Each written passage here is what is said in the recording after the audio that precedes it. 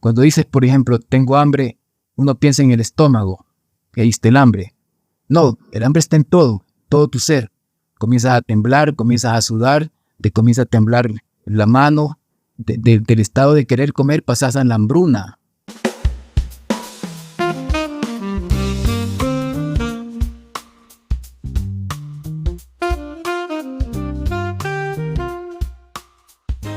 ¿Qué tal amigos? Les saluda Marcel Douglas y estoy muy contento de estar con ustedes en este segundo episodio de Vivir las Tablas.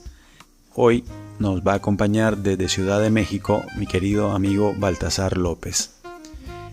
Baltasar López es un director de teatro, guionista, director de cine. Tiene en su haber 2 películas, una ópera y mucho teatro.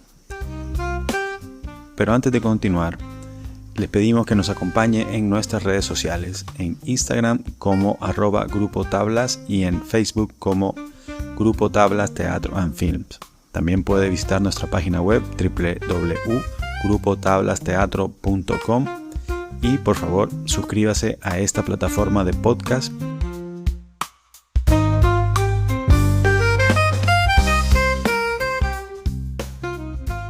¿Desde qué edad empezaste a hacer teatro, Baltasar? Bueno, el primer trabajo lo hice cuando todavía no había estudiado en la escuela de teatro. En el año 70 hicimos una pieza de Bertolt Brecht, 2 piezas de Bertolt Brecht. ¿Cuánto cuesta el hierro? Y el mendigo o el perro muerto. Esto fue en los años 70, en el año 70. Y también hice otra pieza de un autor costarricense, creo que se llama La Colina, se llama, de gallegos, ¿no? Bueno, mira, fíjate que era un muchacho entusiasta y loco, pues. Como no había que dirigir, dirigí yo los trabajos. Y actuaba, además, ¿no? Pero eso, pues, era cosa de jóvenes, de locos, de locura joven. No tenía razón para hacer teatro, no te puedo decir que porque vi a tal actor o porque vi tal montaje, sino que se nos ocurrió que teníamos acceso a un espacio bien muy bonito. Era la iglesia episcopal de San Salvador, que todavía existe ahí. Era más grande el terreno, no hay unos talleres ahí, propiedad, todos su propiedad. Y ahí pues inventamos hacer teatro, inventamos hacer música. Hicimos yoga, hicimos pues lo que se nos ocurría de jóvenes, ¿no? ¿Qué edad tenías? Habré tenido como 17, 16, 18 años, por ahí. ¿Estabas en el momento en que tenías que decidirte para estudiar algo, digamos, para ganarte la vida, ¿no? ¿Cómo fue esa decisión? ¿Cuándo se da esa decisión de que pues te vas a dedicar al teatro? ¿O tenés estudios de otra cosa? O cuéntanos. A ver, mira, justamente lo que tú decías, me obligaron casi pues a que estudiara una carrera para soportar los gastos, ¿no? que venían, ¿no? Y la futura de adulto, pues.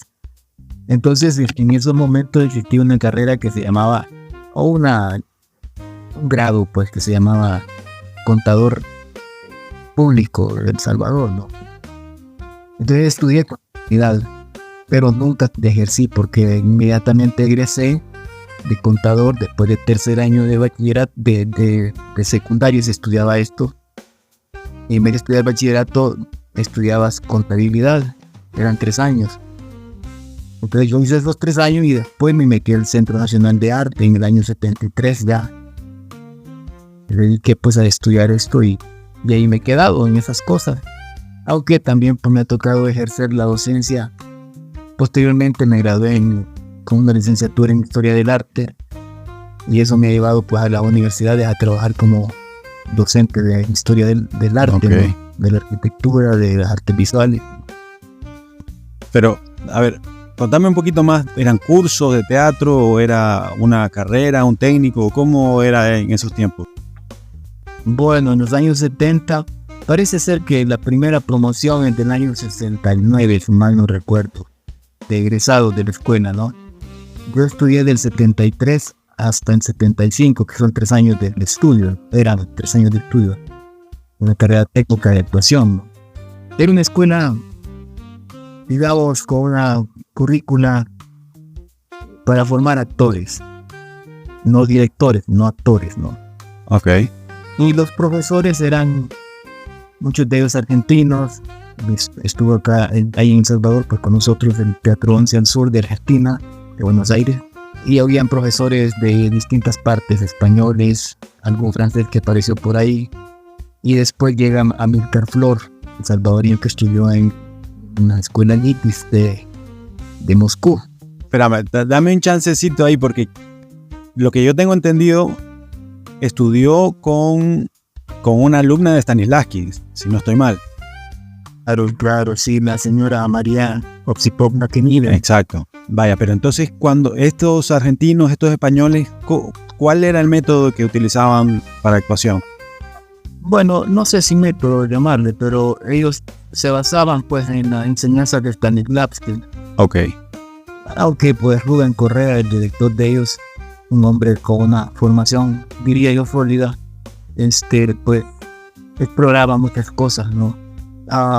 Nos hablaba de Grotowski, de las grandes figuras del teatro lineal, pues, de esa época, ¿no? O por qué no decir de antes también, pues, Bertolt Brecht, Grotowski.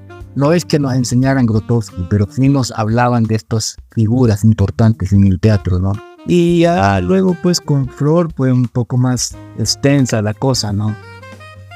Pues, nos hablaba de Strasberg, de la que se llama Stella Adler, nos hablaba pues de las grandes figuras, don Amílcar Flor, ¿no? Eso era en los años 70, que era una escuela formal, digamos, con 3 años de currícula. Eso se mantuvo quizás hasta finales de los principios de los 80, tal vez pudo haber sido que ya cambió de ser una escuela de formación de 3 años a cosas más temporales, más cortas, pues menos duraderas, pues los cursos, ¿no? De talleres y cosas así tal vez, ¿no? Pero no tengo el año exacto cuando desaparece ya como bachillerato en artes, ¿no? Es bachillerato en artes escénicas. El CENAR abarcaba las distintas disciplinas, ¿no? Danza, música, teatro, artes plásticas. Y en artes plásticas entraba pues las diferentes subdivisiones, ¿no? Fotografía, escultura, pintura, dibujo. Tenían profesores españoles, japoneses para diferentes carreras, ¿no? Escuela de música, por ejemplo, la que sirvió como un retroalimento para la escuela, la orquesta sinfónica, porque muchos de los músicos egresados del bachillerato en música tocaban en la orquesta sinfónica. Excelente. ¿No? En ese momento, ¿te habrás cruzado alguna vez por el taller de los vagos? Por supuesto, ¿no? Con tu padre, claro que sí. Cuéntame un poquito de eso. Fíjate que justamente cuando yo comencé a hacer teatro solo, sin haber estudiado nada, a los días conocí a tu papá en una de esas días a raíz de un cierre temporal que tenía la Universidad Nacional. Llegaban a tomar café con una grulla de intelectuales, entre ellos Norman, poetas, escultores, gente mayor que yo, ¿no? Yo era el cipote ahí colado entre ellos, pues, oyéndolas, me gustaba que hablaban ellos, ¿no? Y entusiasmadísimo porque amargamente yo estudiaba contabilidad en ese año, ¿no? En esos años. Escuchaba de liberar a estos tipos, pues era un jardín de ideas, claro. ¿no? Era muy, muy rico para mí, pues, por eso es que salgo de la escuela de contabilidad y voy directamente a estudiar artes escénicas. O sea que por ahí esas pláticas, esas figuras, ya te fue dando algo así como un algo adentro, un no sé qué. Sí, pues resulta que uno de los actores de Norman, Ramón Montoya, un abogado, no sé en él en los últimos años, no he sabido nada. Rubén se acercó a nosotros cuando estábamos montando estas piezas de Brecht y él echó una mano apoyándome en la dirección. Podría decir de director yo en ese entonces, ¿no? Pero pues era quizás los chamacos juegan fútbol, yo no jugué fútbol ni básquet. Teatro. Jugué teatro, ¿no? Excelente. Entonces, antes de que te vas a Nicaragua. En realidad salimos hacia México. Bueno, yo personalmente salí hacia Costa Rica con Enrique Solís. Él se quedó en Costa Rica y yo regresé a El Salvador. Luego El Sol del Río me invita como actor invitado al trabajo de ellos en México, y yo tenía montada una obra con ellos. Inclusive me habían invitado para ser el personaje del burgomaestre en la otra historia del flautista, ¿no? De Jordi Teixidor. Entonces me vine para México, estuvimos un año y algo por acá en México, fuimos a Nicaragua, ellos deciden regresar casi como un año después o unos meses después, y yo me quedo en Nicaragua. Me invitan a formar la Escuela de Teatro de Nicaragua, Escuela Nacional de Teatro, que no existían hasta este momento. Pues me meto a trabajar ahí, ¿no? Como profesor de historia del teatro, de voz y dicción y de otras materias, asignaturas que fueron agregándose a la currícula. Ahí también hiciste un grupo de teatro, ¿no? Sí, cuando se va El Sol del Río de Nicaragua, junto con un actor chileno, Sergio Bushman, un actor nicaragüense que falleció también en el COVID, durante el COVID, Javier Espinosa, que se fue a estudiar después a Moscú también al GITIS, y con otros actores que fueron apareciendo, españoles, y algún mexicano que apareció también por ahí, en fin.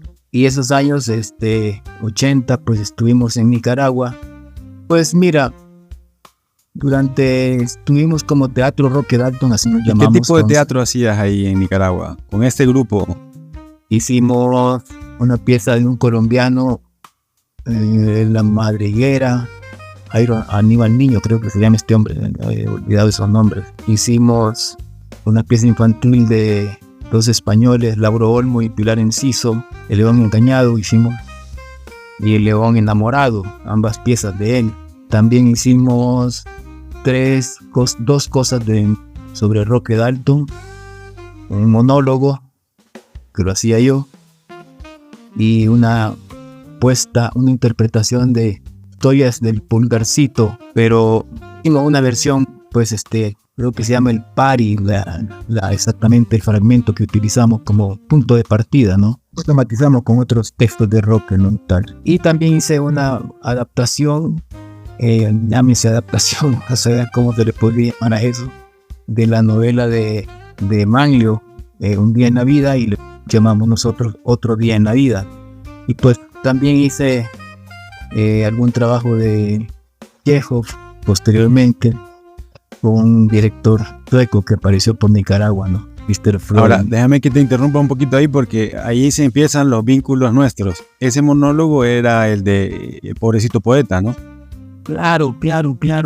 Mi querido Marcel, no me acordaba para nada, te digo que ese monólogo lo escribí en el 85 y recorrió muchas partes de Europa. El monólogo, sí, me contaste, ¿no? Compartinos lo que te dijo Sergio Ramírez, si mal no recuerdo, cuando vio la obra, me parece que la vio en Cuba, creo. No, fue en Nicaragua, ¿no? No, pues textualmente ya no recuerdo exactamente qué fue lo que dijo, pero que había quedado muy impresionado con Roque, me dijo, ¿no? Con ese trabajo. Porque tenía una simpatía en aquel momento, y no sé, ¿no? Pues, por la literatura de Roque, claro, ¿no? Y quedó muy impresionado, altamente impresionado, ¿no? Probablemente se hayan visto ellos alguna vez, pero no recuerdo eso, sí. Y me lo haya contado. Pues, ¿no? Para los que nos escuchan, ese monólogo, Pobrecito Poeta, cuando regresé a El Salvador, estaba con intenciones de hacer algo, de hacer un montaje, y fui al Teatro Nacional, donde tú eras el director del Teatro Nacional, ¿te acuerdas? Ahí nos conectamos, porque, sin adelantarme mucho, la primera vez que nos vimos, según yo recuerdo, fue en la feria, cuando vos tenías el Teatro Circulante. Y después recuerdo que después de esa nuestra primera reunión, digamos, me llamaste para que habías encontrado el monólogo. Fíjate, fue muy, muy curiosa, fíjate. Ese texto, en un momento que yo andaba por Europa, quise entrar a El Salvador. No quería llevar ninguna cosa que fuera a comprometerme con las autoridades de migración en el aeropuerto, okay, y todo eso. Entonces lo dejé en manos de un amigo danés, que a su vez él, cuando ya no encontró qué hacer con el texto, porque yo me le desaparecí, él lo llevó a Cuba y se lo entregó a la mamá de los hijos de Roque. Entonces, ese texto estuvo tirado ahí en uno de sus libreras, pues Y cuando llega Juan José de visita a su mamá en Cuba, la señora le dice, mira, ahí hay un texto no sé qué, no sé cuánto, que lo dejó aquí un danés y tal y tal. Y él lo agarra y dice, yo conozco a este chero. Le dice, no, está el López. Llega a El Salvador y me dice, oye, Baltasar, tengo un texto que mi mamá me dio, papá, y me contó todo el cuento.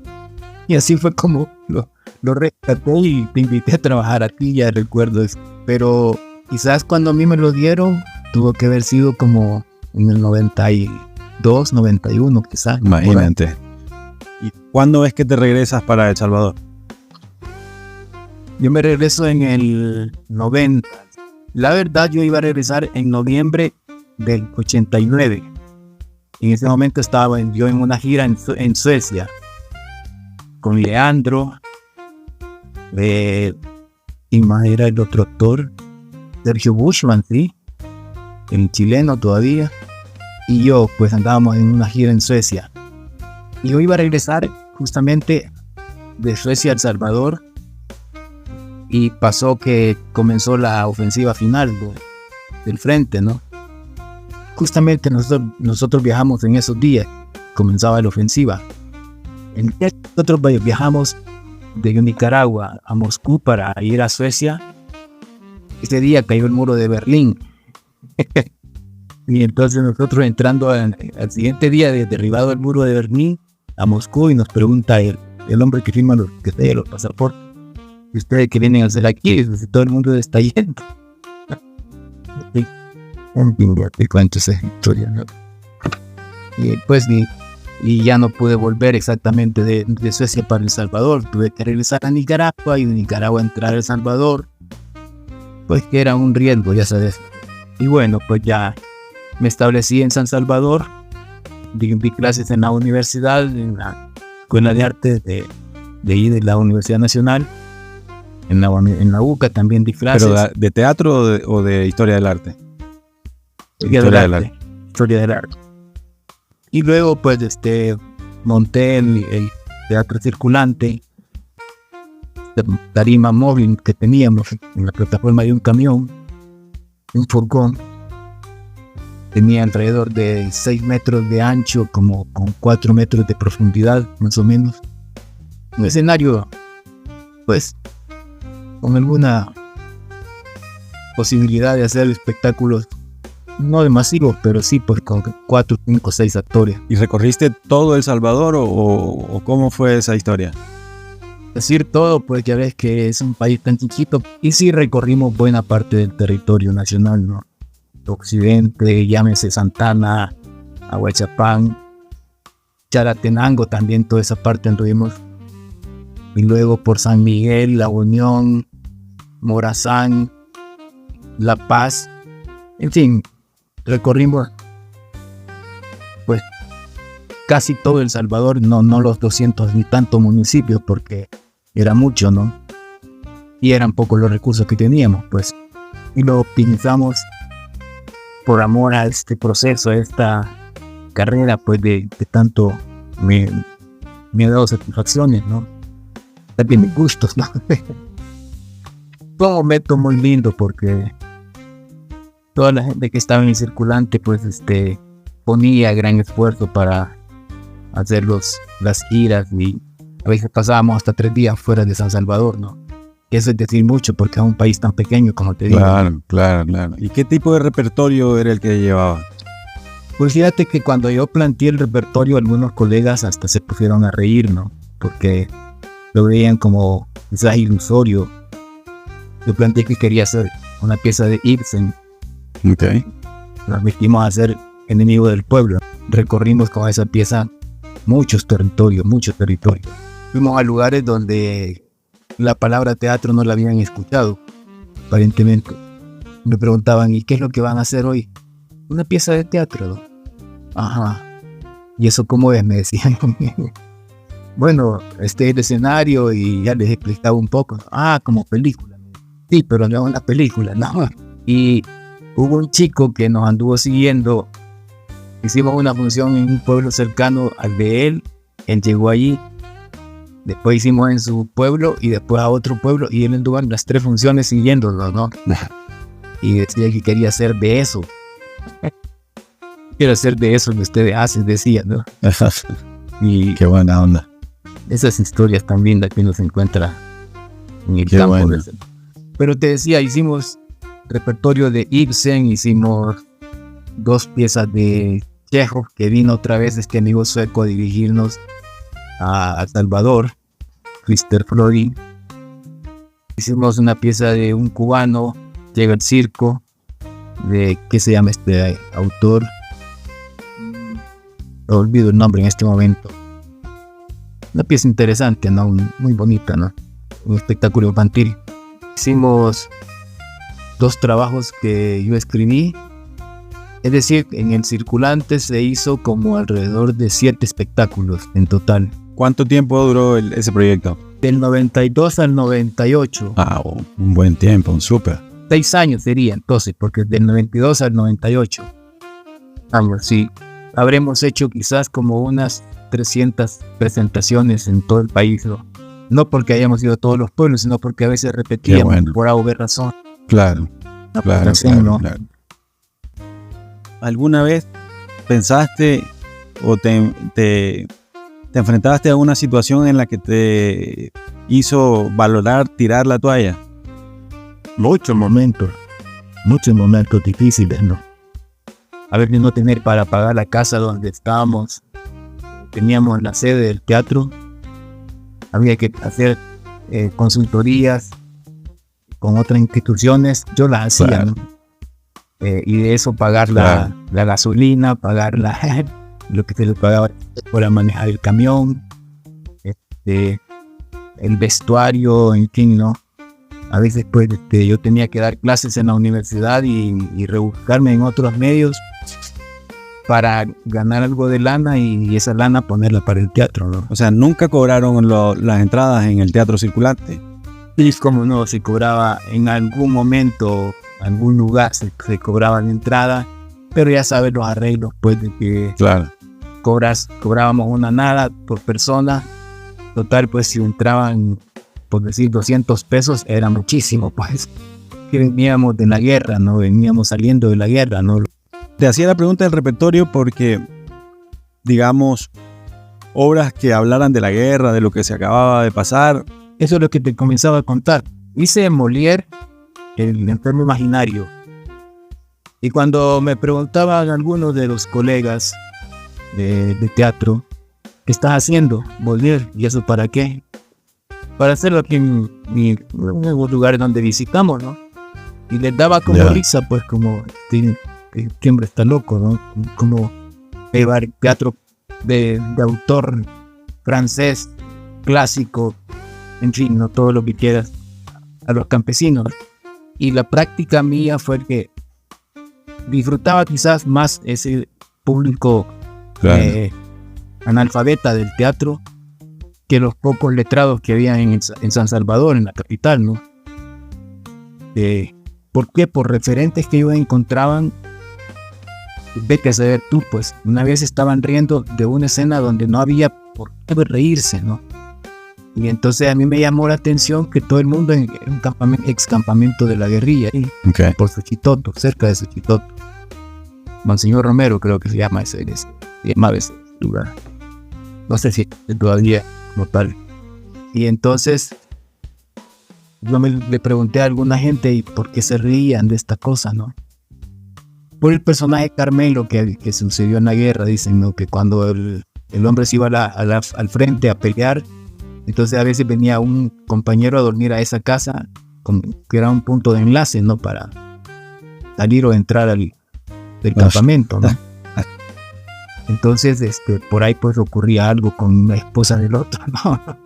Y a ese personaje le llamaban Carmelo. Claro. Y hay un abogado que se anda conquistando a la mujer de Argán, que es el protagonista, el binario.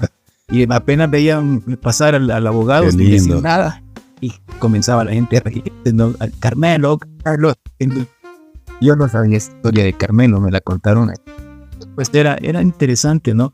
Fíjate, con el circulante, 2 piezas de Chekhov, un montaje de Ibsen, este montaje de El enfermo imaginario, autores clásicos estoy diciendo, ¿no? Que era para llevarlo en campo, ¿no? Y bueno, ¿por qué no a las universidades? Fuimos a la universidad, claro. UCA, fuimos a la Universidad Nacional, que eran las 2 universidades de ese momento más grandes. Y bueno, pues al Centro Universitario de Occidente, en Santana, en San Miguel, en el Teatro Nacional, y en fin, andamos por todo el país, ¿no? Más o menos, ¿no? Pueblitos refugios que ni nunca había escuchado, ¿no? ¿Cómo se llamaba, verdad? No se ha vuelto a repetir algo así, ¿eh? Y habría que rescatarlo. Y después del Teatro Circulante, ¿cuál fue tu siguiente proyecto? Pues me vine para México. En el 98 me vine para México. Aquí estuve varios años. Hice la maestría por escritura de guion cinematográfico con la Universidad Autónoma de Barcelona. Y eso me llevó a trabajar en una escuela de cine que había acá, que ya cerró. Y la universidad, como tenía varias otras carreras, me invitaron a trabajar entonces dando actuación, dirección de actores y guion cinematográfico, ¿no? Y a su vez yo tomaba clases de cinematografía en un taller que se abrió con los técnicos del cine mexicano clásico, ¿sabes? Gente muy mayor, ¿no?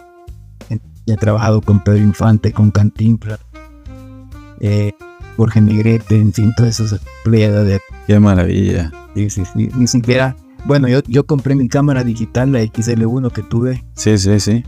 Y por ahí, ¿no? Y ellos no sabían usar esas máquinas, ¿no? Sabían usar la Niagara, la... Claro, película. Claro, el cine, pues, claro. Análogo, ¿no? ¿Y cuándo fue que regresas? Bueno, regresaste ya para el teatro, ¿no? Bueno, de acá de México estuve desde el 98 hasta que cerramos con la puesta, allá en El Salvador, cerramos El Circulante con la puesta de Ñaqueo de Piojos y Actores, que yo se la había dirigido a Leandro y a otro actor nicaragüense. Pero en El Salvador la actuamos Leandro y yo, y la dirigió Figander Funes. Mira.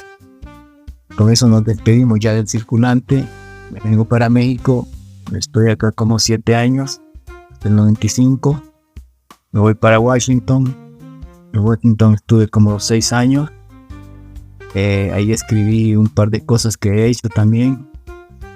Acabo de estrenar en Oaxaca una pieza que su origen la escribí en Washington, la estrené en El Salvador en el 2010 y hoy le he vuelto a hacer con otro actor gringo que vive en Oaxaca. ¿Cuál es?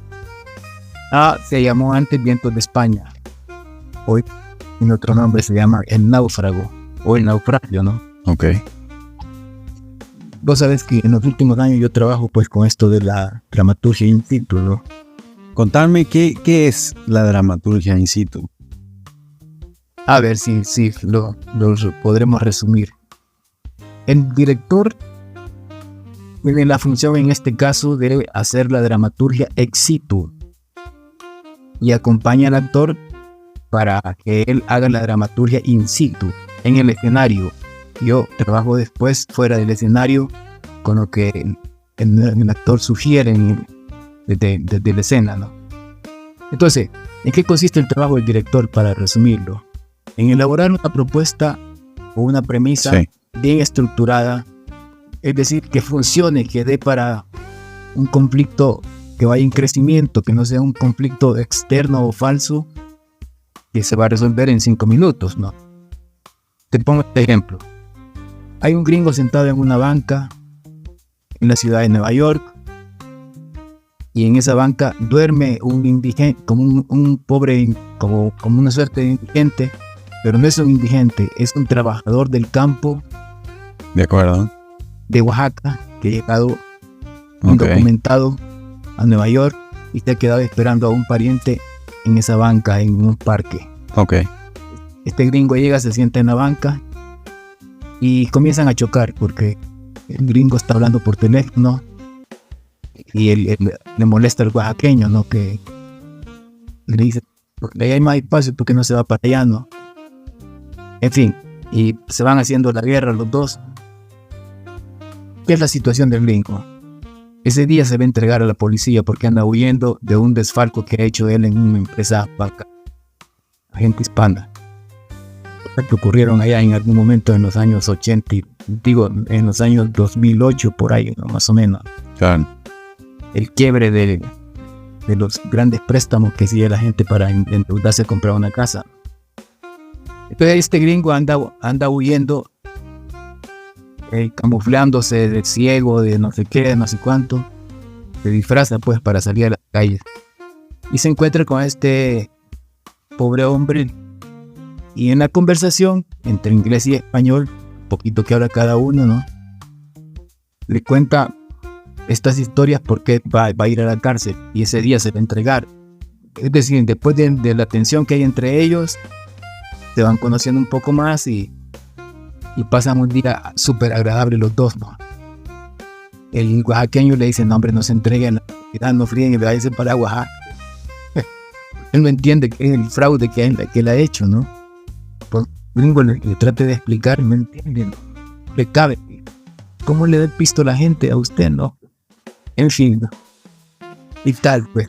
Pero entonces, pero eso, vaya, vos planteaste en este ejercicio, digamos, planteaste la situación, la circunstancia de los dos personajes. Vos vas a la cárcel este día, tú estás pues, sin tu familiar esperando. Si este día no viene tu familiar a buscarte, te la vas a rebuscar tú solo. Ok. Ese es el objetivo de cada uno, ¿no? Cada uno, sí. Vale. Entonces se encuentran y el actor lo construye.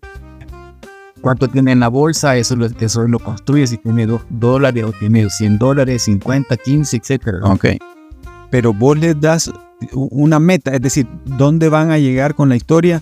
O puede ser que la historia a partir de ellos vaya dándose un final o que no tiene nada que ver con el que vos hayas premeditado. Normalmente no premedito qué es lo que va a llegar, ¿no? Normalmente porque los actores tampoco es a ver qué sale, como dice alguien por ahí, ¿no?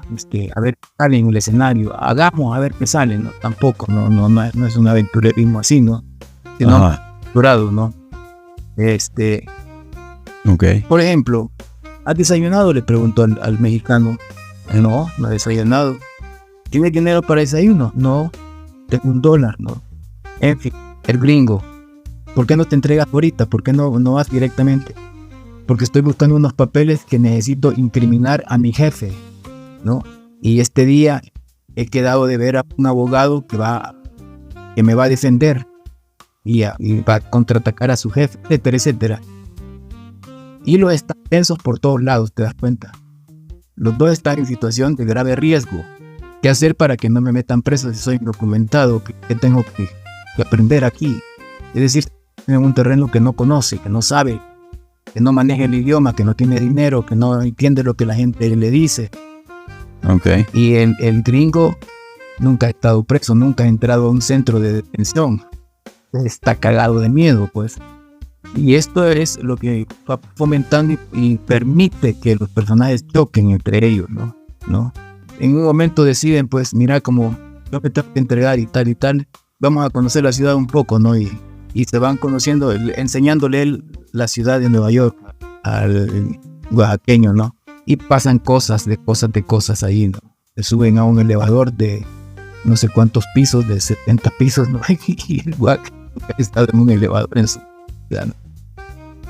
Dentro de la dramaturgia in situ, vos le vas a marcar por ejemplo, cuántos momentos o cuántos giros o también que se vaya desenvolviendo o ya sabes que, bueno, por ejemplo, se conocieron, luego si digamos que ese fue el primer punto, ¿ah? Luego viene el segundo, sería cuando suben el ascensor y el miedo, ¿no? O sea, ¿cuántos giros vos pensás que le vas a dar a cada narración? aquí pues valga decir que la maestría me ha servido de mucho en ese sentido, ¿no?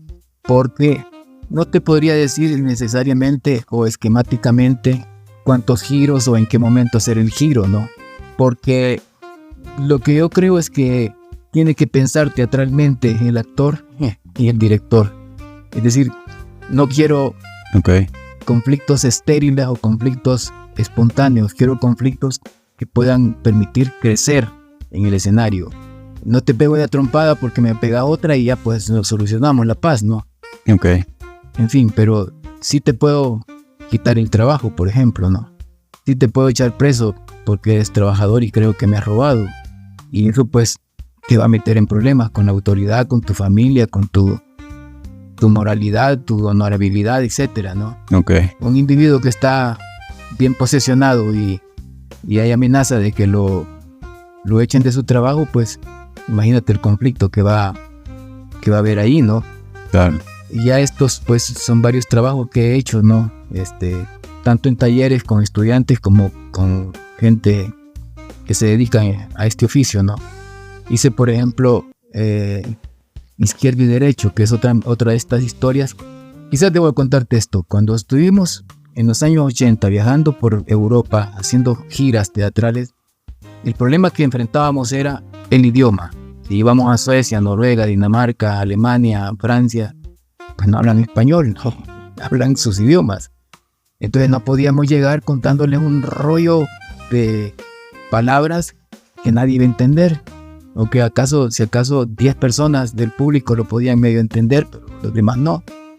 Entonces había que crear historias potencialmente activas, ¿no? Que en ese entonces no existía quizás la palabra de teatro físico como hoy existe, ¿no? Claro. Teatro físico, porque había que moverse en el escenario, jugar la escena y que la gente lo entendiera por la acción y no por lo que decían los personajes. Entonces hice, por ejemplo, radiografías. ¿De qué se trataba? De un hombre que tiene solo el brazo derecho y otro que solo tiene el brazo izquierdo, sentados en una banca y el escenario un basurero. Me preguntaron en Suecia, en la escuela de actuación de Göteborg, Gotemburgo, ¿no?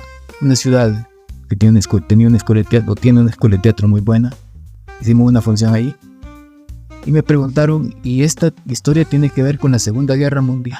¿O con qué? Imagínate. No, con El Salvador tiene que ver de alguna forma, pues. Izquierdo, derecho, en fin, ¿no? Y el basurero, pues, era la destrucción que había del país, ¿no? De la sociedad. Y no teníamos el texto escrito. Entonces teníamos que, izquierdo, este señor derecho vive acá en este silla. Vos necesitas descansar también. Has venido arrastrando tu bulto, necesitas comer, y el otro tiene café, él tiene un pedazo de pan en su bolsa. Entonces se dan cuenta que, hombre, este necesita café, el otro necesita un pedazo de pan, este en un zapato de uno y otro de otro, y el otro anda uno de uno y otro de otro, pero de los mismos dos pares, ¿sabes? ¿Me comprendes?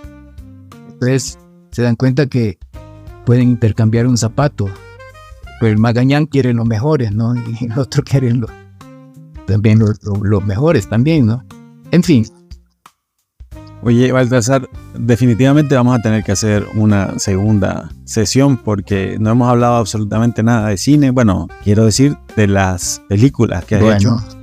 Pero para ir cerrando, ¿cuáles serían, por ejemplo, tus influencias? 3 influencias que hayas tenido en este quehacer teatral que podrás compartirlo para nuestros oyentes. Mira, hablando de colegas o de maestros, una pues es Flor, que definitivamente fue un eje fundamental, ¿no? En la formación de Amílcar Flor, claro, pues venía de trabajar con Knievel, como ya te decía, ¿no? Povna. La influencia de una u otra forma de Philander, no por las nuestras pláticas que eran frecuentes y solo los dos, ¿no? ¿Philander era contemporáneo tuyo? Él era un año menos que yo en la escuela de teatro, ¿no? Sí, se graduó un año después y se fue para Moscú. Ok. Alberto Celarié, que también, pues, otro egresado del GITIS, de la misma escuela, formado con la misma maestra que Flor. Con ellos tres he trabajado, pues, digamos que vienen de la escuela rusa, ¿no? Luego tuve una influencia muy importante para mí, determinante. Trabajé 3 meses en un taller con Alain Goutré, que murió hace como un par de años, tal vez, francés, de la escuela de Jacques Lecoq. Qué genial. Especialista el tipo en clases de payasos, ¿no? Del clown teatral, ¿no? Los personajes de la comedia del arte, cómo es cada uno, de dónde, de qué región era, qué hace, en fin, ¿no? Todo eso, ¿no? 3 meses muy intensos, ¿no?